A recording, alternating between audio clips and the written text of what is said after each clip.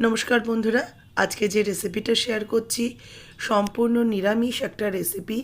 একদম ঘরোয়া সিম্পল একটা রেসিপি, সামান্য তেল মশলাতে অসাধারণ স্বাদের একটা নিরামিষ রান্না। ডাঁটা নিয়েছি, সজনের ডাঁটা এখন একদম বাজারে ভরপুর পাওয়া যাচ্ছে। মিষ্টি কুমড়ো আছে, আলু আছে, বেগুন আছে, আর এর সাথে একটু আমি মিষ্টি আলুও নিয়েছি, যেগুলো এই সিজনে বাজারে একদম ভরপুর রয়েছে। সিজনাল সবজি বলতে যেটা বোঝায়, আজকে সেই রান্নাটাই আপনাদের সাথে শেয়ার করব। এখানে আমি দেখুন 1 চামচের মতো সর্ষের তেল দিলাম। এই তেলটাতেই বড়ি ভাজবো, আর এই তেলেই সম্পূর্ণ রান্নাটা কমপ্লিট করব। তেলের মধ্যে আমি মটর ডালের একটু রোস্টেড বড়ি দিলাম। বড়িগুলোকে একটু হালকা করে ভেজে তুলে রাখছি। যে বড়ি আপনাদের কাছে হাতের কাছে থাকবে সেই সব বড়ি দিয়েই কিন্তু রান্নাটা হয়ে যাবে। বড়িগুলোকে ভেজে তুলে রাখলাম।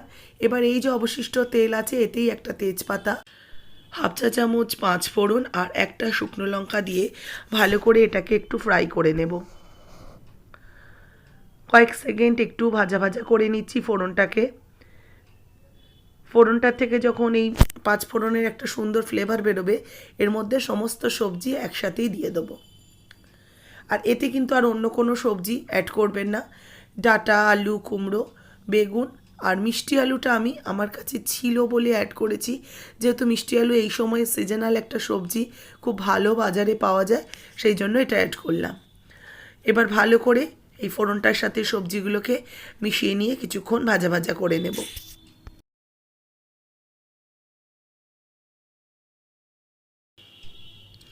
একটু লবণ অ্যাড করে দিলাম এর মধ্যে স্বাদ মতো। লবণটা দিয়েও ভালো করে মিশিয়ে নেব। লবণ দিয়ে দিলে কিন্তু সবজি বেশ নরম হয়ে যায়, তাড়াতাড়ি সুসিদ্ধ হয়ে যায়। সেজন্য লবণ দিয়ে সবজিটাকে ভালো করে মিক্সড করে নিয়ে ঢাকা চাপা দিয়ে এটাকে রেখে দিচ্ছি 5 মিনিটের জন্য। 5 মিনিট পর ঢাকাটা খুলে নিয়েছি। সবজিটাকে একটু হালকা বাদামি রং আসা পর্যন্ত ভেজে নিচ্ছি, যাতে সবজিও ভালো করে ভাজা হয়ে যায় আর এর সাথে সবজিটা কিন্তু অনেকটা নরমও হয়ে যায়। এবার এর মধ্যে অ্যাড করে দেব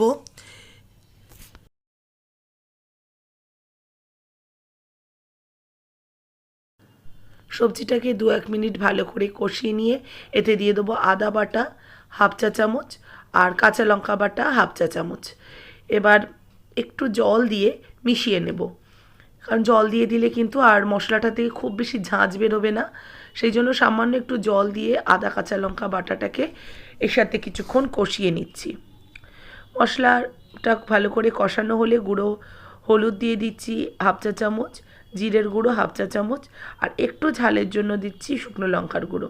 এটা সামান্য দিলাম, আর শুকনো লঙ্কার গুঁড়োটা কিন্তু বাদ দিলেও আপনারা বাদ দিতে পারেন। গুঁড়ো মশলাটা দিয়েও ভালো করে একটু মিশিয়ে নিচ্ছি। সবজি কিন্তু অনেকটাই প্রায় আমার হয়ে এসছে। সবজিটাকে খুব ভালো করে কিছুক্ষণ কষিয়ে নিয়ে আবারও ঢাকা চাপা দিয়ে দেব।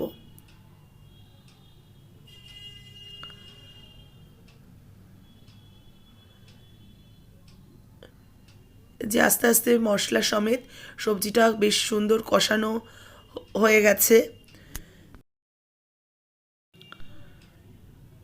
এবার এর মধ্যে দিয়ে দিচ্ছি একটু চিনি।